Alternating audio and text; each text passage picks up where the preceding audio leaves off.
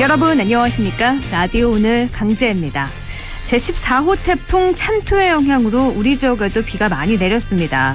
그 탓에 빗길에 미끄러지는 추돌 사고가 잇따랐고요. 곳곳에서 크고 작은 피해도 발생했는데요.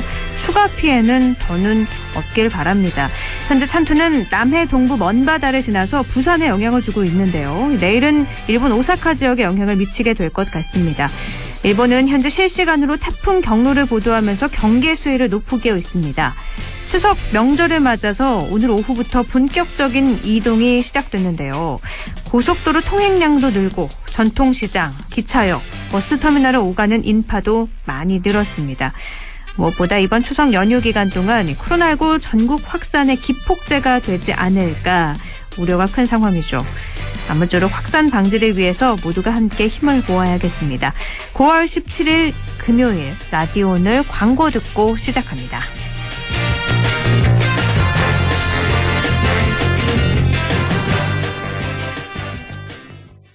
2002안은 특별합니다. 트리플 환승역 추진 중인 부발력이 빠른 이안, 개발 호재를 누리는 이안, 비규제 지역 속 주목받는 이안. 이안에서 착한 가격으로 해버 굿타임. 이안 퍼스티엄 2000부발 10월 오픈 예정. 1811-8176 대우산업개발. 롯데키슬이 디자인한 프레스티지 시티라이프. 그 첫 번째 만남은 고양화정 루미니입니다. GTX 개발 호재로 서울은 더 빨라지고 공원, 마트, 초중고를 더 가까이. 고양화정 루미니 1670-9611 시공 롯데건설. 훌쩍 알러지엔 간질 알러지엔 애취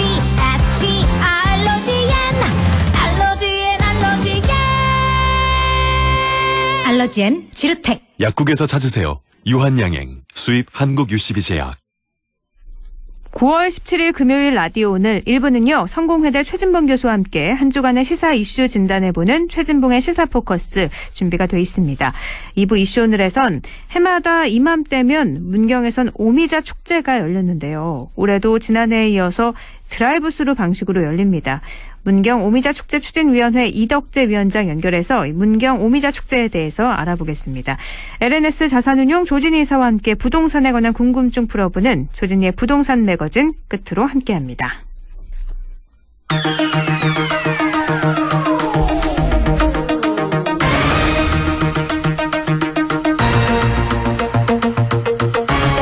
최진봉의 시사포커스 성공회대 최진봉 교수와 함께합니다. 교수님 안녕하세요. 예, 안녕하십니까? 네, 최근 열린민주당 김의겸 의원이 조선일보 사주 일가의 부동산 재산 내역을 공개했습니다. 어제 네. 있었던 일인데 언론사 재산 공개 관련 입법 추진을 예고하면서부터죠. 예. 조선일보 사주 일가 재산 정말 엄청나더라고요. 그러니까요. 네. 저도 처음 들었는데 사실 이게 공식적으로 이렇게 밝혀진 게 거의 없었던 것 같아요, 제 생각에. 네.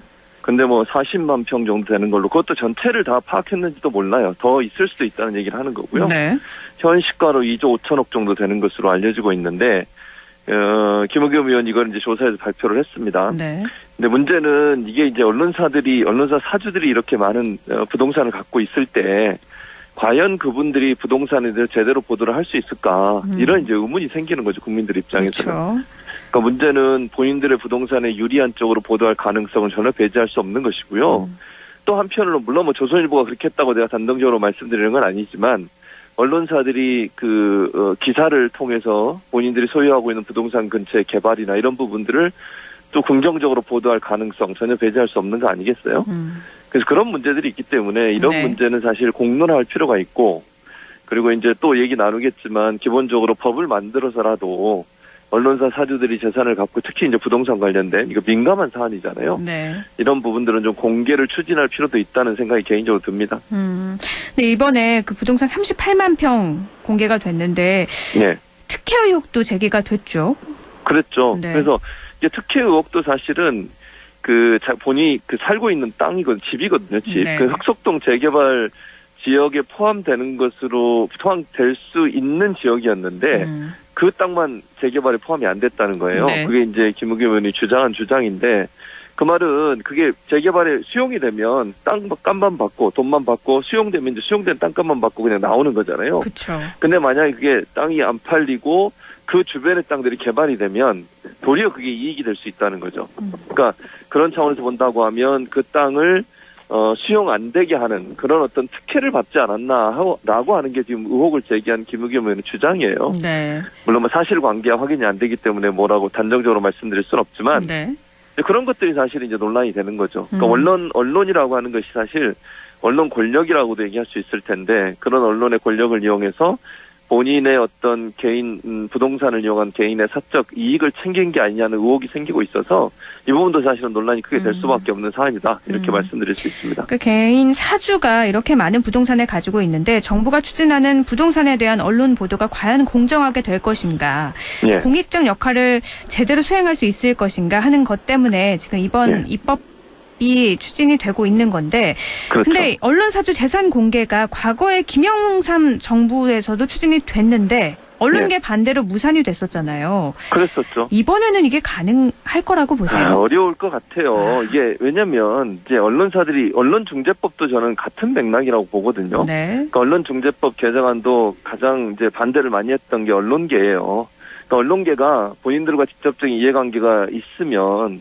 사실 적극적으로 나서지 않거든요. 그러니까 다른 이슈에 대해서는 개혁해라, 바꿔라, 법 만들어라 그렇게 막 주장도 하고 취재에 대해서 보도를 하지만 본인들과 직접적인 연관이 있는 이슈에 대해서는 침묵하거나 아니면 반대하거나 아니면 이제 이렇게 얘기하겠죠. 그 개인의 사적 재산인데 그런 사유 재산에 대해서 법을 만들어가지고 강제하는 게 맞느냐, 언론인이 공직자냐 이런 주장을 할 텐데 저는 그러면 이렇게 반문하고 싶어요.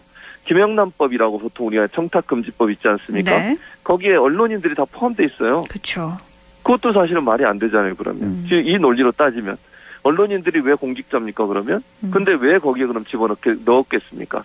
언론인들이 그런 어떤 청탁이나 이런 거에 유혹에 빠질 수 있는 위험성이 있는 것이고 또 언론 권력이라고 하는 것이 그런 부분들을 일정 부분 받을 수도 있는, 즉 유혹을 받을 수도 있는 자리에 있다는 것이 어느 정도 공감대가 형성됐기 때문에 언론인을 포함시키지 않았겠어요? 네. 그리고 뭐 잘 아시는 것처럼 그 포항에 있는 가짜 수산업자 그 사람이 타깃으로 삼았던 사람들 중에 대상이 언론인도 있었지 않습니까? 네네. 그런 상황이라고 하면 언론인이 개인 사인이고 사적 재산이기 때문에 공개할 수 없다고 주장하는 것은 사실 설득력이 없어요. 왜냐하면 김영란법에 언론인들을 포함시키면 안 되는 거죠. 그런 논리로 저는 접근하는 것은 언론사가 본인들의 어떤 이익을 챙기기 위해서 하는 얘기지 국민적 공감대를 얻기는 어렵지 않겠나 이런 생각이 듭니다. 하지만 법 추진은 이번에도 조금 힘들 것 같다 이렇게 전망을 하시는 거고요. 그렇죠. 알겠습니다. 대선 이야기를 좀 가볼게요. 추석 이후에 호남 경선이 열리는데 민주당에서는 이 대장동 개발 의혹 공방이 계속되고 있습니다. 예. 현재 이재명 지사는 네거티브를 넘어선 흑색 선전, 마타도어다 이렇게 얘기를 하고 있어요. 예, 그렇습니다. 네. 이게 왜냐면 대장동 개발 사업이라고 하는 것을 지금 마치 이제 의혹을 이재명 지사와 연관이 있는 것처럼 그렇게 지금 야당은 공격을 하고 있는 거잖아요. 네. 근데 이제 이재명 지사 측은 수사해라, 공개적으로 수사해달라고 요구청을 했어요. 그러니까 이게 이유는 이거예요. 이 화천대유라고 하는 회사가 들어와서 막대한 이익을 얻었습니다. 그건 사실인 것이고요. 네. 그런데 그 화천대유가 이익을 얻는데 그럼 이재명 지사가 특혜를 주거나 또는 무슨 이익을 얻을 수 있도록 뒤에서 도와주거나 이런 게 전혀 없다는 거죠. 그런데 이걸 이재명 지사와 연관시키는 게 과연 맞느냐 하는 게 이재명 지사의 첫 번째 주장이고 네. 두 번째는 이재명 지사는 그렇게 얘기하는 거죠. 이게 원래는 민간 개발을 하려고 했어요. 그랬으면 더 많은 돈을 가져갔을 겁니다. 그런데 이걸 공공개발로 바꾸면서 그 개발에 들어온 사람은 의무적으로 5,500억을 성남시에 기부한다. 그리고 나서 나머지 이익을 가져간다. 이렇게 계약을 맺었다는 거예요. 네. 그게 이제 공공개발인데 그 1,800억이라는 돈을 1차적으로 현금으로 받았고 나머지 돈 5,500 중에 5,500억 중에 네. 1,800억은 현금으로 받았고 배당금으로 나머지 금액은 도로 만들고 공원 만들고 이런 데 썼어요. 네. 그러면 5,500억이라는 돈을 성남시가 받고 공공개발을 통해서 이익을 환수한 거잖아요. 개발 이익을. 그렇죠. 그리고 나머지는 개인들이 들어와서 사기업이 들어와서 개발해서 이익을 남는 거를 그러면 성남시가 개입을 해가지고 너 이익 더 가졌으니까 돈 내놔 이렇게 할 수 있겠냐는 거예요. 그러니까 지금 그 야당이나 이런 데서 주장하는 것은 이익이 너무 많이 난 것을 주장을 하고 있고 문제로 제기하고 있고 그렇게 네. 많은 이익이 났는데 이재명 지사가 설마 거기서 아무 역할 안 했겠느냐 성남시장 할 때 이렇게 주장을 하는 거지만 네. 현재로서는 그런 연결고리가 전혀 없어요. 이재명 지사가 예를 들면 뭐 개입을 했다거나 아니면 거기에 뭐 특혜를 줬다거나 이런 증거는 전혀 제시하지 못하고 있어서 네. 이게 사실은 이제 정치적 공방은 될 수 있지만 이게 크게 선거판에 영향을 미치는 데는 한계가 있을 거다. 그리고 이재명 지금 후보가 공개적으로 수사하라고 천명을 했지 않습니까? 네. 그리고 또 하나 이슈가 있어요. 이게 뭐냐면 거기 지금 화천대유라고 하는 회사거든요. 그 회사가 16명인가 17명의 회사 직원이 전부예요. 네. 그런데 고문이나 아니면 일하는 사람들을 보면요. 예컨대 곽상도 의원의 아들이 거기서 7년 동안 일을 했잖아요. 그렇죠. 그리고 지금 원유철 전 의원 네. 그분이 거기서 고문으로 일한 걸로 보도가 되고 있어요. 그리고 거기 대법관 그리고 또 그 박영수 특검 자녀 이런 분들도 거기서 일을 했단 말이에요. 그러면 화천대유가 정치권의 여야를 가리지 않고 예컨대 여러 가지 이제 그 역할을 했을 가능성을 우리가 예상해 볼 수 있는 거죠. 저는 그래서 네. 이거는 이재명 후보가 얘기했던 것처럼 화천대유에 대한 수사를 해야 된다고 봐요. 이렇게 의혹이 많으면 네. 수사를 해서 정말 정치인들이 거기 개입을 하고 특혜를 줬다고 하면 그거는 수사를 해 처벌을 해야 되겠죠. 근데 이런 수사 결과가 나오지도 않은 상태에서 마치 이재명 후보와 직접적인 연관인 것처럼 얘기하는 것은 네. 아직까지는 정치적 공세에 불과하다 이렇게 봅니다.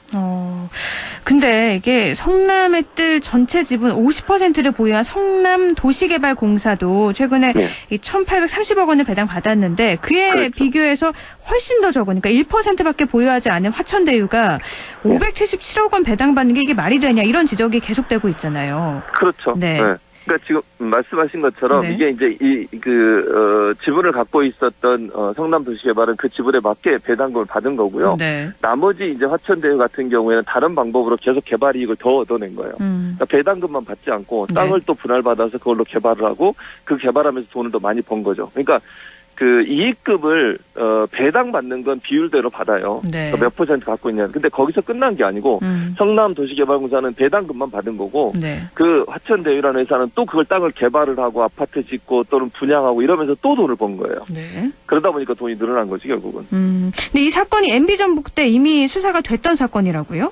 맞습니다. 수사가 됐었어요. 그때도 비리가 있었고 네. 당시에 누가 구속이 됐냐면 당시 그 지역에 지금 국민의힘이죠. 그 당시에 뭐 한나라당인 자유한국당인 제가 잘 모르겠는데 어쨌든 그 당시에 지역구 국회의원의 동생 되시는 분이 이게 개입을 해가지고 비리를 저질렀다는 이유로 처벌을 받은 적이 있어요. 네. 그것뿐만 아니라 공무원들도 처벌을 받았고요. 처벌받은 적이 있어요. 그 당시에도. 근데 네. 그 당시에도 수사하면서 이재명 당시 시장과 연관성은 전혀 밝혀진 게 없어요. 그러니까 결국은 그 당시에 수사를 해서도 여러 가지 사람이 처벌을 받았지만 이재명 지사와의 직접적인 연관성이 발견되지 않았고 처벌도 받지 않았거든요. 이 문제는. 네. 근데 지금 와서 이걸 문제를 삼는 것도 말이 안 된다는 얘기를 또 이재명 지사 측에서 하는 거죠. 현재는. 또 MB정부 얘기가 나오면서 화천대유가 누구 것이냐 이러면서 MB를 연상시키는 이런 공세도 국민의힘에서는 이어가고 있거든요. 그렇죠. 네. 그러니까 국민의힘 입장에서는 이걸 정치 이슈화해서 이재명 지사의 지지율을 떨어뜨리려고 하는 거예요. 그러니까 이제 그 선거를 앞두고서 상대 진영의 후보, 그것도 이제 1등을 하고 있는 후보를 공격을 해서 지지율을 떨어뜨려서 본인 야당 후보 쪽으로 지지율을 끌어올려는 의도가 있는 거죠, 결국은. 왜냐하면 네. 지금 현재 지지율만 보면 약간의 차이가 있긴 합니다만 이재명 후보가 윤석열 후보나 홍준표 후보를 앞서는 것으로 나오잖아요. 1대1 네. 대결에서는. 네. 그런 부분에서 본인 그 야당의 후보 쪽으로 표를 끌어오기 위해서는 이재명 지사의 흠집을 내야 되는 거거든요. 그런 정치적 공세를 하기 위해서 이거는 이제 MB 그 다스는 누구 것입니까? 네. 라고 하는 그 이슈, 그걸 이제 패러디에서 사용하고 있는 건데 이거는 제가 볼 때 만약에요. 지금 이재명 지사가 얘기했던 것처럼 이재명 지사의 연관성이 전혀 발견되지 않고 수사를 했는데 그런 연관성이 없다고 하면 역풍을 맞을 가능성이 있다고 저는 봐요. 그리고 만약에요. 혹시나 이건 제가 단정적으로 얘기할 수는 없지만 네. 지금 현재 야당에 있는 또는 야당 출신의 국회의원들이라면 정치인들과 연관성이 나와보세요. 그럼 어떻게 되겠습니까? 저는 그래서 이 수사의 결과가 어떤 방향으로 튈지는 지금으로서 모른다. 네. 그리고 이게 뭐 수사를 저는 해야 된다고 얘기하는 것도 그런 연관성이 있을 수 있다고 저는 봐요. 그래서 저는 수사를 반드시 해야 된다고 보고요. 네. 수사에서 그 결과가 나온 뒤에 공격을 해야지 이렇게 마타도식으로 공격을 하는 것은 도리어 역풍을 맞을 수 있는 위험성도 있다고 저는 봅니다. 네. 이재명 지사도 공개 수사를 바란다고 밝힌 만큼 수사가 이루어져서 그럼요. 네. 진실이 좀 밝혀져야 되지 않을까 싶습니다. 네. 국민의힘 경선도 좀 살펴주시죠. 어떻게 진행이 돼가고 있나요? 지금 현재 경선은 어제 토론을 했잖아요. 어제 토론을 했는데 윤석열 후보가 아주 낮은 자세를 취했어요. 그러니까 원래 제가 볼 때는 뭐 이런 표현이 어떻게 들릴지 모르지만 원래 기대치가 낮았는데 그 기대치보다는 잘했어요. 이 표현을 네. 쓰고 싶어요. 그러니까 네. 무슨 말이냐면 윤석열 후보가 욱하거나 아니면 윤석열 후보가 또 뭐 이렇게 실언을 하거나 이런 우려와 걱정이 있었거든요. 근데 네. 어제 보면 아주 로키라고 그러죠. 그러니까 공격도 안 하고 네. 공격을 받아도 차분하게 대응하는 그런 정책을 썼거든요. 그래서 네. 저는 1차적으로는 윤석열 후보에 대한 어떤 불안감을 종식시켰다는 점, 1차 토론회에서는 그런 점은 윤석열 후보한테 유리해요. 근데 이제 홍준표 후보가 하태경 후보한테 또 공격을 받았거든요. 네, 그렇죠. 그러면 이제 조국 전 장관 관련 얘기가 나오게 되고 네. 가족에 대해서 너무 과잉 수사한 거 아니냐 이런 얘기가 되면서 친조국이다 이런 또 비판까지 받게 됐는데 그래서 도리어 어제 토론회는 윤석열 후보 입장에서는 손해보는 토론회는 아니었다. 다만 그렇다고 해서 윤석열 후보의 진가를 보여준다. 그건 또 아니에요. 그냥 낮은 자세로 그리고 공격도 보면 본인의 주도권 토론에서 홍준표, 유승민 두 유력한 후보들을 공격 안 하고 네. 약한 후보들을 공격했거든요. 네. 질문도. 그런 걸 보면 본인이 피해를 당하지 않으려고 하는 거예요. 역공을 당하지 않으려는 전략이기 때문에 피해만 다니는 거라고 저는 보거든요. 근데 그걸로는 절대 안 돼요. 다음부터는 또 홍준표 후보가 어제는 또 어느 정도 네거티브를 좀 자제했다고 저는 보거든요. 네. 네거티브를 처음부터 했을 때 역풍이 올 수 있고 당내 어떤 지지자들로부터 비판을 받을 수 있기 때문에 그걸 저는 좀 줄였다고 보는데 이제 2차, 3차 토론회에서는 좀 더 강화될 가능성이 있다고 저는 보고 유승민 후보는 이제 좀 세게 밀어붙였죠. 윤석열 후보를. 네. 근데 그런 부분에 있어서 어제 토론회는 윤 후보한테는 그냥 나쁘지 않은 토론회였고. 선방했다. 네. 예, 그랬죠. 그러나 이제 정책적인 부분에서 뭔가 그 의미 있는 토론은 아니었다. 피해 다니는 토론이었다. 이렇게 볼 수 있겠죠. 네. 잠깐 얘기를 하셨는데 국민의힘 홍준표 의원이 조국 수사에 대해서 과잉 수사였다고 말을 했습니다. 그래서 지금 예. 논란이 되고 있는데 예. 이 부분 어떻게 보셨어요? 저는 그러니까 홍준표 후보가 이제 일부 야권에서는 마치 조국을 옹호한 것처럼 얘기하시는 저는 그렇다고 보지 않아요. 그냥 이제 검사 출신으로서 수사가 너무 과잉된 건 있다. 그렇다고 해서 조국 전 장관을 옹호하거나 조국 전 장관 편을 든 건 저는 아니라고 보거든요. 네. 그러니까 윤석열 후보에 대해서 공격을 하려다 보니 그런 얘기를 한 것이지 그게 뭐 홍준표 후보가 조국을 지지하거나 뭐 옹호하거나 이런 의도가 있다고 저는 보지 않아요. 근데 이제 인간적으로 보면 그게 어필이 될 수 있죠. 왜냐면 가족 모두를 다 이제 수사를 했잖아요. 그렇죠. 그런 부분에 있어서는 너무 과했다. 이런 부분에 있어서 일반적인 이제 동정론 얻을 수 있고 또 하나는 윤석열 후보의 이제 어떤 부정적 이미지를 만들어내는 의도였는데 사실 그게 이제 역풍을 맞은 거는 이게 경선이라고 하는 건 이제 보수층을 대상으로 하는 거잖아요. 그렇죠. 그러다 보니까 보수층 입장에서는 홍준표 후보에 상당히 이제 부정적 이미지가 생기는 그런 요인으로 작용을 했는데 그래서 이 발언이 홍준표 후보한테는 마이너스는 분명해요. 플러스 된 요소는 아니고 네. 다만 제가 볼 때는 홍준표 후보가 그렇다고 조국 전 장관을 지지하거나 옹호하거나 그런 상황은 아니었다. 그렇게 보입니다. 그러면 이번에 이 홍준표 의원의 발언이 민주당 지지층의 역선택을 의도한 발언이라는 비판도 있는데 이거에 네. 대해서는 동의하세요? 그 부분도 일정 부분 있다고 봐요, 저는. 그러니까 왜냐하면 경선 과정에서 일반 국민의 퍼센테이지가 있잖아요. 네. 당원보다 50대 50이거든요. 네. 경선에서. 그럼 일반 국민들의 그 지지율을 끌어오는 것은 본인한테 중요해요. 특히 이제 만약 윤석열 후보가 박빙의 승부를 하게 되면 당원에서는 본인이 지더라도 일반 국민들 지지에서는 본인이 이길 수 있다고 하는 자신감을 갖게 되면 경선 승리도 바라볼 수 있는 거잖아요. 네. 그럼 전략적으로 그런 선택을 할 수밖에 없다. 이렇게 봅니다. 전략적으로 다가간 발언일 수도 있다. 알겠습니다. 네. 이제 추석이 얼마 남지 않아서요. 추석 민심 향방이 어디로 흐를지 굉장히 중요한데 이 부분도 잠깐 예측을 좀 해볼까요? 뭐 추석은 두 가지 이슈일 것 같아요. 지금 검찰 양쪽 다 마찬가지죠. 검찰의 이제 윤석열 후보가 검찰총장을 할 당시에 있었던 고발 사주 의혹 이 네. 문제가 계속 이제 수사가 되고 있고 수사 내용이 조금 흘러나올 가능성이 있거든요. 네. 그게 첫 번째. 두 번째는 이제 대장동 개발 이 두 가지가 이슈가 될 텐데 네. 이제 대장동 개발 같은 경우도 뭐 윤석열 후보도 물론 본인과 연관성이 없다고 선을 그었고 그다음에 이재명 후보도 수사하라라고 얘기를 했기 때문에 지금 현재는 이 두 가지 이슈가 크게 영향을 미칠 가능성은 없어요.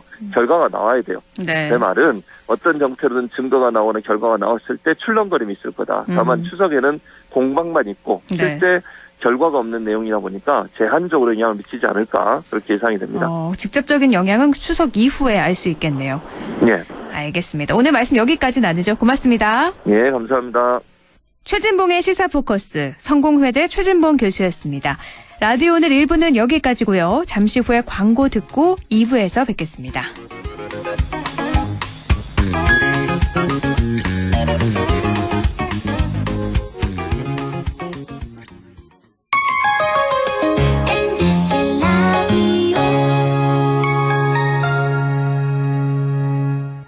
할인점보다 더 실속 있고 편의점보다 더 편리하게 살 수 있는 곳. 시장보다 더 정이 넘치고 백화점보다 더 품격 있는 곳. 이런 곳이 없을까요? 네, 우리 동네 우리 할인점 홈마트가 있습니다. 지난 25년간 항상 고객과 함께한 홈마트. 용상점, 자이점, 신용주점, 서천점에서 새롭게 고객님께 다가갑니다. 홈마트. 가구 살 땐 꼭 한번 가보자. 안동 명품 가구 백화점. 흑표 흑침대, 양성국 갤러리, 금성침대, 한국 가죽 소파, 장수돌 침대. 다양한 브랜드 가구를 한 곳에서 쇼핑할 수 있는 대형 가구 전시장. 안동 명품 가구 백화점. 944세대 대단지로 안동의 랜드마크를 바꾸다. 명품 커뮤니티로 안동의 자부심을 바꾸다. 착한 분양가로 안동의 프리미엄을 바꾸다. 안동, 그 위대한 변화의 시작. 안동 영무의 다음 포레스트. 9월 오픈 예정. 1588-7349 영무토관. 어르신님 안녕하십니까. 기용아재입니다. 보청기 알아보시는 거 진짜 힘드시지. 이제 하나만 기억해 주이소. 찾아가는 보청기, 집으로 보청기, 보청기 고민 직접 찾아가 속 시원하게 해결해 드리겠습니다. 1544-2222 1544-2922 집으로 보청기. 안녕하세요, 브레이브걸스입니다. 여러분, 음식을 포장할 땐 다회용기를 사용해보세요. 일회용품은 줄이고 환경은 아끼고. 오늘부터 함께 용기 내볼까요? 애정한다 착한 용기, 애착용기와 함께 깨끗한 지구로 역주행해요. 공익광고 협의회. 마음을 열어줘. 다가가 나 속삭이도록. 언제나 내 생각으로 행복해야 해요.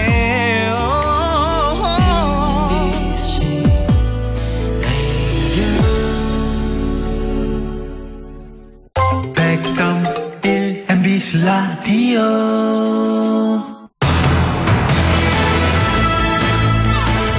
네, 지금 시각 6시 27분 지나고 있습니다. 라디오 오늘 2부 순서 이슈 오늘입니다. 신맛, 단맛, 쓴맛, 매운맛, 짠맛. 이 5가지 맛이 난다고 해서 오미자라고 하죠. 우리 건강에도 참 좋은 효능을 가진 열매인데요. 우리 정 문경에서 많이 생산되고 해마다 문경에서는 오미자 축제가 열립니다. 코로나19 탓에 지난해에 이어서 올해도 드라이브 스루 방식으로 열리게 됐다고 하는데 과연 어떻게 열리는 건지 어떤 내용으로 꾸며졌는지 문경 오미자 축제 추진위원회 이덕재 위원장 연결해서 알아보겠습니다. 이덕재 위원장님 안녕하세요. 예, 안녕하십니까. 네, 문경 오미자 축제가 이맘때 딱 열렸는데 오늘부터 시작이 된 거죠? 예, 그렇습니다. 네. 근데 올해도 지난해하고 같이 드라이브 스루 방식으로 운영이 되는 걸로 알고 있는데요. 예. 네, 드라이브 스루 어떻게 진행이 되는 건가요? 원래도 코로나19 장기화로 인해서 지난해와 동일하게 비대면 판매 방식입니다. 그래서 네. 비대면 판매 방식으로 드라이브 스루로 진행하게 되었습니다. 근데 드라이브 스루 뭐 카페나 이런 데는 자주 이용을 했지만 축제를 드라이브 스루로 즐긴다? 사실 언뜻 어떻게 되는 건지 이해가 잘 안 가거든요. 조금 더 알려주시면 좋을 것 같아요. 예. 구매하시는 분들께서 차에서 내리지 않고 발열책과 전자 출입 명부를 작성한 후에 네. 주문서에 저희 원하는 이제 상품을 표시해서 결제 수단과 함께 전달하면 오미자를 받을 수 있는 그런 시스템입니다. 근데 올해 냉해 때문에 오미자 생산량이 크게 줄었다고 하는데 어느 정도나 줄었나요?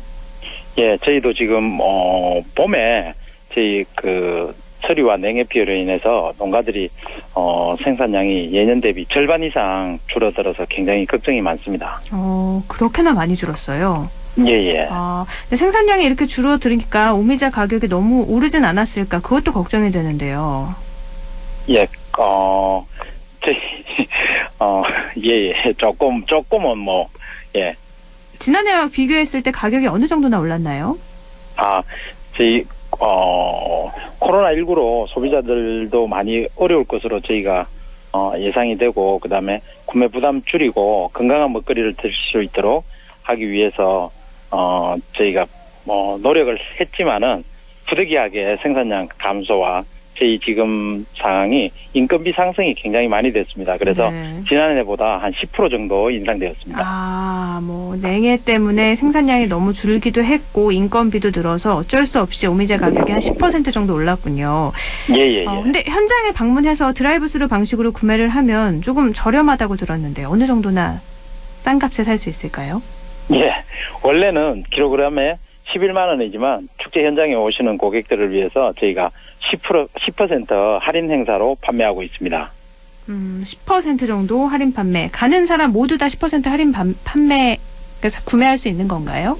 예, 그렇습니다. 알겠습니다. 그리고 사은품 증정도 많이 해드리고 있습니다. 아, 알겠습니다. 근데 원래는 오미자 축제 하면 오미자 수확도 좀 해보고 여러 가지 체험 행사도 있었잖아요. 올해는 이런 것들이 아무래도 열리긴 힘들겠죠? 예.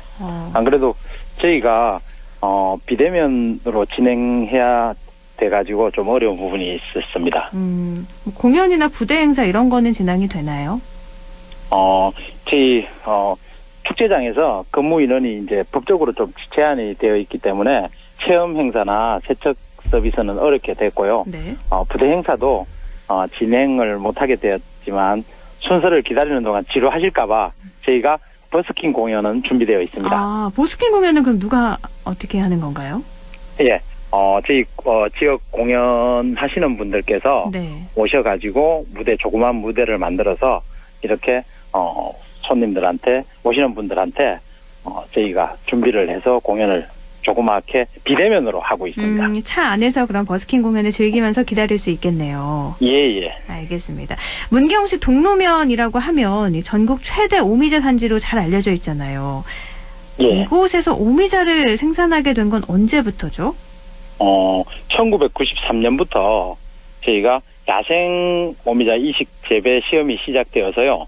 96년부터 소득 시범 사업으로 재배를 하기 시작했습니다. 그럼 지금은 얼마나 많은 농가가 오미자를 생산하나요? 현재 문경시에서 한 700여 농가가 오미자를 재배하고 있습니다. 이 700여 농가 정도면 전국에서 비율로 따지자면 가장 많은 거죠? 예, 그렇죠. 해마다 이맘때, 그러니까 원래는 오미자가 이맘때가 수확이 되는 건가요? 예, 그렇습니다. 수확은 9월 1일부터 10월 한 20일 정도까지 그렇게 수확을 하고 있습니다. 그럼 지금 한창 수확철이네요. 예. 이 수확철에 맞게 오미자 축제가 매년 열렸는데, 그래서 이 축제 때 항상 오셔서 오미자를 구매해서 이렇게 청 담그고 하시는 분들이 참 많은 것 같더라고요. 예. 오미자가 우리 몸에 어떤 부분에 좋다, 효능을 좀 알려주시죠. 예. 오미자는 5가지 맛이요. 심장, 폐장, 신장, 위장, 그리고 비장의 기능을 좋게 한다고 알려져 있고요. 네. 혈액순환 개선과 심혈관 질환 예방, 당뇨 개선, 간 기능 개선, 면역력 개선 등 정말 여러 가지로 좋은 효능이 입증되고 있습니다. 네. 그래서 음료나 와인으로도 가공도 되지만 요즘은 씨앗으로 추출한 어떤 니건한 성분으로 피부 미백 효과가 있는 화장품도 개발이 되고 있습니다. 작년에 이어서 올해도 이렇게 드라이브 스루로 진행이 되는데 작년에도 방문객들이 좀 많이 다녀갔나요? 예. 어느 정도나 다녀갔죠? 차량 대수로 한 5,000여 대 정도가 다녀갔습니다. 그러면 오미자도 많이 구매하셨겠네요. 예. 저희가 판매량이 36톤 정도 그렇게 판매가 되었습니다. 그럼 농가에도 좀 도움이 많이 됐고요. 예. 올해는 그러면 어느 정도 예상하세요? 올해는 저희가 태풍 때문에 오늘 조금 날씨가 좀 구정 관계가 있었는데 추석 연휴하고 같이 끼어서 판매량이 작년만큼 되지 않을까 이렇게 예상하고 있습니다. 어떻게 찾아가면 되는지 청취자분들께 좀 설명을 해주시죠. 저희 문경 오미자 축제 네이버에 검색하시면 아주 위치나 자세하게 나와 있고요. 그다음에 경북 문경시 동로면 동로면으로 해서 일대에서 검천둔치 거기로 검색을 하시면 오미자 축제 자세하게 나와서 찾아올 수 있는 그렇게 찾아올 수 있습니다. 아무래도 코로나19 상황 속에 열리는 축제다 보니까 방역에도 참 신경을 많이 쓰셨을 것 같은데요. 어떤 준비들이 좀 이루어졌었나요? 저희가 일단 발열 체크를 하고요. 네. 차량에 대해서 네. 마스크 지급도 해드리고 네. 그다음에 비대면으로 하다 보니까 전체적으로 저 차량에서 내리지를 않고 네. 탑승해서 가는 시스템으로 돼 있어서 그런 부분에서 저희가 굉장히 신경을 많이 썼습니다. 그러면 사실 차에서 아예 내릴 수는 없겠네요. 예. 차에서 내릴 수 없고 문경 오미자 축제장 가셔서 오미자를 구매하고 오는 그런 시스템이군요. 예. 혹시 뭐 온라인으로 진행이 된 거나 그런 것도 있나요? 예. 그런 부분은 저희가 지금 그 온라인은 지금 그 문경 오미자 생산자 협회로 해서 네. 구매할 수 있는 사이트가 개설이 되어 있고요. 네. 언제든지 들어오셔서 구매를 하시면 됩니다. 그럼 축제 간 것처럼 10% 정도 할인된 금액으로 온라인으로도 구매를 할 수 있나요? 그거는 안 되고요. 그건 안 온라인으로는 그런 어려운 부분이 좀 있어서 알겠습니다. 오프라인으로만 가셔야지 10% 할인된 금액의 오미자를 구매하실 수 있다는 거 청취자분들 참고하시면 좋을 것 같고요. 태풍까지 겹쳐서 좀 걱정은 되는데요. 많은 분들이 좀 찾아주는 그런 오미자 축제가 됐으면 하는 바람인데 끝으로 청취자분들께 하고 싶은 말씀도 있으실 것 같아요. 예. 원래 코로나19의 어떤 장기화와 저희 이제 냉해 피해로 인한 걱정과 실험이 저희 오미자 농가뿐이 아닐 텐데요. 이럴수록 다들 건강 챙기셨으면 좋겠습니다. 저희 문경 오미자 드시고 힘내시길 바라겠습니다. 네, 문경 오미자 축제 청취자분들 많은 관심 가져주시고요. 또 오미자 많이 건강에도 좋으니까 많이 사서 드시면 좋을 것 같아요. 오늘 말씀 고맙습니다. 예, 감사합니다. 네, 지금까지 문경 오미자 축제 추진위원회 이덕재 위원장이었습니다. 라디오 오늘에서는 청취자 여러분의 참여를 기다리고 있습니다. 우리 지역에서 발생한 사건 사고 소식이나 함께 토론하고 싶은 내용을 안동 MBC 홈페이지 라디오 오늘 게시판에 올려주시기 바랍니다. 전화와 문자 참여도 하실 수 있습니다. 전화는 851국에 7191번, 문자는 샵 0913번으로 보내주시면 됩니다. 문자는 단문 50원, 장문 100원의 정보 이용료가 있습니다. 여러분의 많은 참여 바랍니다.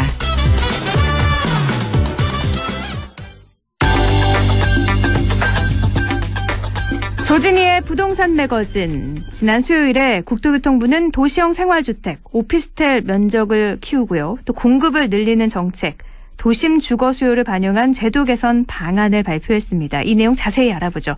LNS 자산운용 조진희 이사입니다. 조진희 이사님 안녕하세요. 네, 안녕하십니까. 네, 비아파트 규제를 푸는 국토교통부 발표 자세히 좀 살펴볼 텐데 우선 이번 규제를 좀 푸는 건 공급 위주의 정책을 계속 이어가겠다 이런 거겠죠? 예, 맞습니다. 말씀하신 것처럼 공급 규제를 풀고 공급을 계속 늘리겠다고 했는데, 실제 이제 실행에 있어서의 문제라든가, 공급이 실제 들어갈 수 있는 일정을 놓고 봤을 때 4, 5년 뒤라는 문제 때문에, 좀 빨리 도심에서 할 수 있는 것 때문에 정부가 호텔을 매입한다거나, 기존의 상가를 매입한다거나, 이런 안들이 계속 나왔습니다. 네. 그게 이제 현실화가 어렵다 보니까, 일반 다세대주택, 신규주택들도 얘기가 나왔다가, 최근 들어서 시장에서 가장 반응이 좋다고 하는 오피스텔과 도시명 생활주택 중심으로 해서 좀 더 빨리 진행될 수 있는 것 중심으로 해서 공급을 늘리겠다. 이번엔 그런 내용들을 좀 담고 있다고 보시면 될 것 같습니다. 갑자기 말씀 듣는데 궁금해졌어요. 네. 원래 호텔을 개조를 해서 사람들이 살 수 있는 주거용으로 활용을 하겠다고 했잖아요. 이건 지금 진행이 되고 있는 건가요? 예, 진행이 되고 있는데 이게 문제가 도심지 상업 대부분 호텔이 있는 위치가 상업용지입니다. 근데 신혼부부들이 들어가서 살기에는 아이가 없는 경우는 상관이 없지만 아이가 학교를 다녀야 되는 경우에는 대부분 위치상으로 적합하지 않은 곳들이 많다 보니까 어려운 부분이 있었고요. 그다음에 이제 호텔이라는 곳의 평면 자체가 원룸이나 1.5룸 정도의 규모다 보니까 실제 이제 아이들을 기르는 적합한 환경은 못 된다. 어떻게 보면 청년 주택으로서의 어떤 대안으로밖에 안 된다는 시장 반응이 컸습니다. 그러다 보니까 호텔을 매입해서 리모델링해서 공급하는 가격대에 비해서 수요층들이 너무 작다 보니까 현실성이 많이 떨어지는 상황들을 예전에도 얘기가 나왔고 현재도 그러다 보니까 속도를 못 내고 있습니다. 그렇군요. 그래서 아파트 공급, 신규 택지를 해서 아파트 공급을 늘리겠다 했는데 입주까지는 4, 5년이 걸리니 그 시간을 벌기 위해서 오피스텔 같은 비아파트 규제를 풀어서 공급을 늘리겠다는 거죠. 네, 이번에 보니까 오피스텔이 바닥 난방은 그동안 84제곱미터 이하만 가능했는데 120제곱미터로 확대가 된 거죠. 예, 맞습니다. 이렇게 되면 가족들이 좀 지낼 수 있는 공간으로 바뀔 것 같아요. 그렇죠. 최근 들어서 예전 평형단이라는 용어를 쓰시면 국민주택 규모 25평형 전용으로 된 것들도 방이 3개가 나와서 실제 쓰기가 좋다라고 하는데 그게 아파트 같은 경우는 발코니가 있다 보니까 확장이 돼서 25평 정도라도 3인 가족, 4인 가족까지는 쓸 수 있다라고 봤습니다. 근데 이제 오피스텔은 그 발코니 확장 매점이 없다 보니까 이게 이제 바닥 난방이 허용되는 25평 기준으로 했을 때는 좀 작다. 4인 가족이 쓰기는 좀 작다라는 의견들이 나왔는데 이번에 이제 30평대로 확대가 되다 보니까 그게 좀 현실성 있게 가능해졌다라는 의견들이 나오고 있습니다. 근데 오피스텔이 원래 좀 자투리 땅 이용해서 짓는 그런 인식도 강했고요. 또 주차 공간도 부족하고 여러 가지 좀 불편 사항이 있어서 시장 반응은 그렇게 좋지만은 않다고 하던데 어떤가요? 그렇죠. 아무래도 아파트와 다르게 오피스텔을 지을 수 있는 땅은 지금 말씀하신 것처럼 한개동 정도라도 올라갈 수 있는 땅이라고 한다면 상업지역에서 지을 수 있다 보니까 상대적으로 인허가도 빠르고 해서 속도가 있습니다. 그런 면에서는 장점이지만 현재 서울 기준으로 놓고 본다면은 서울 수도권 기준으로 놓고 본다면 어느 정도 이제 브랜드가 있고 대규모 단지를 지을 수 있는 땅이 없다라는 게 가장 큰 문제가 가장 컸습니다. 그러다 보니까 이제 특지지구 뭐 3기 신도시 이런 식으로 계속 확장만 일어났던 부분들인데 그러다 보니까 도심지 안에서 주거 비용을 생각했을 때 그래도 사는 게 낫다라는 이제 젊은층 그다음에 신혼부부층을 대체할 수 있는 수요로서는 도심형 생활주택이나 오피스텔이 최근 들어서 대안으로 또 올라오고 있는 상황이기도 합니다. 근데 아파트와 달리 부가세를 납부해야 된다고 하는데 이건 뭐죠? 네, 이게 장단점이 있다라고 보셔야 될 것 같은데요. 원래는 이것이 옛날에는 단점이었습니다. 4.5%에서 4.6% 정도의 세금을 내야 되니까 가령 예를 들어서 내가 1억짜리 집을 사게 되면 100만 원을 세금을 내야 되는 주택과 다르게 아파트가 아닌 오피스텔은 이제 400에서 500만 원 정도 내야 되니까 부담이 더 컸던 거죠. 근데 이제 문제는 최근 들어서 주택담보대출 규제가 되고 LTV 적용되고 DTI 적용되고 나서부터는 집을 사기 위한 대출이 어렵다 보니까 상대적으로 주거형 오피스텔이라고 하는 것들은 업무용과 주거용으로 같이 분류가 돼서 본인이 구입을 할 수 있다 보니까 대출이 좀 많이 나옵니다. 예, 그러니까 이제 세금을 오히려 취득세를 내더라도 좀 대출을 끼워서 내가 좀 살 수 있는 환경을 원한다라는 젊은 층들한테는 상대적으로 오피스텔이 그 시장에서는 반응이 좋은 상황이라 보시면 될 것 같습니다. 그럼 이번에 이렇게 난방 제한 완화 말고 또 추가적인 혜택들이 또 있을까요? 예, 가장 큰 게 이제 취득세 외에는 아직은 결정이 안 돼 있지만 세제하고 말씀드린 것처럼 대출 부분에 대해서 좀 풀어주게 되었습니다. 작년까지만 해도 주거용 오피스텔도 사실은 대출이 잘 나오지 않았습니다. 근데 이번 같은 경우는 주거용 오피스텔이라는 개념으로서 바닥 난방 면적을 확대를 하면서 아예 개념을 잡고 가는 형태로 지금 규제가 풀어지고 있고요. 그러면서 상대적으로 여기에 따른 이제 세제 혜택을 준다라는 거는 그동안은 이제 사업 목적으로 임대사업 목적으로 하는 분들의 대상으로 어떻게 보면 오피스텔이 활용이 됐는데 실주거 요건을 대안으로 할 수 있는 부분들을 만들다 보니까 여기에 따른 세제를 좀 줄이고 그다음에 여기에 따른 또 추가적인 대출안을 내놓는 거를 다음 달에 상정을 시키겠다 이렇게 이제 당국에서 발표를 했다고 보시면 될 것 같습니다. 이런 얘기를 들어보니까 그러면 또 이 투기 수요가 아파트에서 오피스텔로 이동하는 건 아닌지 걱정도 되는데요. 이미 서울에선 그런 상황들이 발생이 됐습니다. 지금 이제 그래서 당정 발표 나자마자 시장에서 결국에 아파트 규제하니까 틈새 시장을 했는데 고분양가 규제를 해서 서울 시내에서 실제 지어져야 될 대규모 재건축 재개발이 진행이 못했었습니다.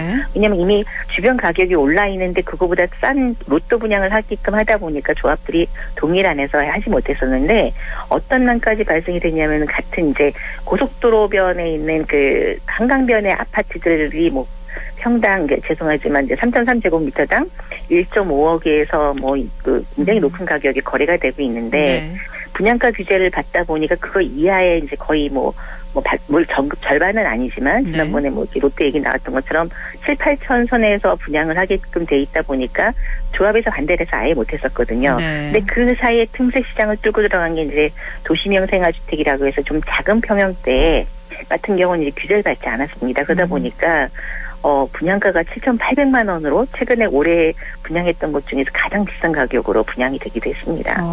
어떻게 보면 이게 틈새 시장을 노리고 계속 이렇게 가격이 올라가는 그 시장들을 대안 상품으로 도시형생활주택과 오피스텔이 대안을 갖고 있다라고 보시면 될 것 같습니다. 이제 주택 다 올려서 또 오피스텔 오르는 게 아닐까 이런 걱정도 되는데요. 그렇죠. 예. 근데 집값 상승을 주도하는 건 그래도 아직까지는 아파트잖아요. 예. 그래서 이번에 아파트 공급을 늘리는 방안으로 주택도시 보증공사 고분양가 심사 기준을 합리화하겠다 이렇게 발표를 했는데 이건 어떤 내용들이죠? 예, 주택업계가 그 공급을 못하는 이유 중에 하나가 이제 분양가라는 것이 이제 정부가 규제를 할 때 대부분 이제 허그라고 해서 말씀하신 주택도시보증공사를 통해서 중도금 대출 심사를 받게 되어 있습니다. 근데 여기서 심사를 안 해주게 되면 중도금 대출을 못 받게 되니까 그걸 분양받는 분들이 현금으로 주택을 사야 된다는 결론이죠. 그렇죠. 그러다 보니까 이제 그 제공을 하는 건설업자나 시행업자 입장에서는 실질적으로 허그가 통과가 되지 않으면 주택 심사를 못하니까 아예 공급을 안 하고 늦춰지는 경우가 생겼었습니다. 근데 이제 이 고분양가 심사 기준이라는 게 뭐냐 하면 실질적으로 뭐 지방에서도 마찬가지지만 어떤 건설에서 모 브랜드 하면은 어느 정도 시장의 인지 수요가 굉장히 높습니다. 근데 이제 지방에 있는 중소 브랜드는 상대적으로 공급 가격도 싸고 단지도 작은 것들을 공급을 하고 있죠. 그러다 보니까 이미 시장에서도 브랜드 가격도 높은데 그거를 똑같은 저가 가격에 공급한다는 거 반대다. 이런 얘기들이 이제 건설회사별로 나오기 시작했는데 이거보다는 실질적으로 가장 큰 문제 중에 하나가 이 분양가를 선정하는 기준이 올 4월에 완화를 시키겠다고 해놓고는 정확한 규정이 나오지 않았습니다. 네. 근데 이제 가장 크게 이제 시장에서 반발이 됐던 요소 중에 하나가 예를 들어서 이제 저희 서울을 예를 들어 죄송하지만 같은 지하철 역세권 아니라고 하더라도 몇 번 출구 쪽이냐에 따라서 어떤 건 서쪽으로 나눠지고 어떤 건 동작구로 나눠지는 그런 경계성이 있는 데도 있습니다. 네네. 그러다 보니까 서초 쪽에 있는 거는 더 비싸게 분양을 하고 동작구에 있는 건 더 싸게 분양을 해야 되는데 분양가는 동일하게 해줬다는 거죠. 같은 아파트 브랜드고 같은 동네긴 하지만 그 나눠지는 거에 따라서 다르게 해줬던 거군요. 그렇죠. 예. 그런데 그러다 보니까 시장에서는 서초구하고 동작구가 어떻게 같으냐라고 해서 반대를 했던 거고 그 실행이 안 됐던 거죠. 근데 이번에 지방광역시 같은 경우 어떤 사태가 발생이 됐냐 하면 이제 그 대전 예를 들자면 대전하고 부산의 전체 광역시 기준의 단가를 기준으로 해서 분양가 산정을 했습니다. 그러다 보니까 아시다시피 이제 같은 그 시 안에서도 중심지가 있고 외곽 지역이 있습니다. 그 평균가라는 거는 적용될 수 없는 가격이라는 게 이제 시장의 반항이 너무 컸습니다. 그러다 보니까 올해 고분양가 규제가 된 지역들의 신규 공급은 거의 후분양을 가던가 그렇지 않으면 보류 이런 형태로 해서 거의 올해 공급돼야 될 물량 자체가 많이 유보가 됐다고 보시면 될 것 같습니다. 그럼 이게 조금 합리적으로 바뀌게 된다고 하면 사업 추진에 좀 속도가 나겠네요. 그렇죠. 그래서 이번에도 허그 심사 기준을 합리적으로 만들겠다. 그래서 명확하게 기준을 만들어서 시장에서 혼란을 없애겠다. 이게 이제 10월달에 발표하겠다라고 이제 얘기를 했습니다. 그래서 가장 중요한 게 아까 말씀드린 것처럼 브랜드, 그다음에 그 실질적으로 공급될 수 있는 단지 규모, 그다음에 그 실질적으로 공급되어질 때의 규모가 원가가 되는 그 땅 가격이라든가, 그다음에 최소한 인근 사업장과의 비교라든가, 아니면 최소한도 시세를 반영해주는 기준이라든가 어떤 기준을 정확하게 명시를 해줘야 사업 시행자가 혼란스럽지 않고 그거에 대해서 대응을 하고 준비가 할 수가 있는데 이게 일괄된 기준으로 하다 보니까 사업을 못했던 것들을 이제는 하지 않겠다. 뭐 그러다 보니까 시장에서는 좀 기대를 하고 있는 인식이기도 합니다. 그게 10월에 나오는 거니까 10월에 근데 참 쉽지 않을 것 같아요. 그 전국의 모든 것들 조건을 다 분석을 해서 내놔야 되는 거니까요. 그래서 저희가 대부분 제일 많이 그 검토를 저희도 이제 그 상담을 받을 때 보면 뭐 네이버라든가 다음 같은 이런 포탈에 들어가서 부동산 시세 아니면 한국감정원 원사이트에 들어가서 시세 감정이라는 걸 봅니다. 그럼 예를 들어서 어느 지역에 어느 아파트가 몇 평형대가 얼마다라고 하면 3.3m 제곱당 단가가 나오거든요. 그럼 최소 시세 기준이 얼마라는 기준만 잡더라도 인근 기준 유사 사례를 가지고 책정을 할 수가 있는데 그 기준이 이제 계속 무시가 되다 보니까 불만이 많았던 것들이 이번에 현실화됐으면 한다라는 시장의 반응이라고 보시면 될 것 같습니다. 어떻게 보면 시장하고 정책하고 조금 안 맞았던 걸 맞추는 선인 거네요. 알겠습니다. 그렇죠. 오늘 여기까지 말씀 나누죠. 고맙습니다. 예, 감사합니다. 부동산 매거진 LNS 자산운용 조진희 이사였습니다.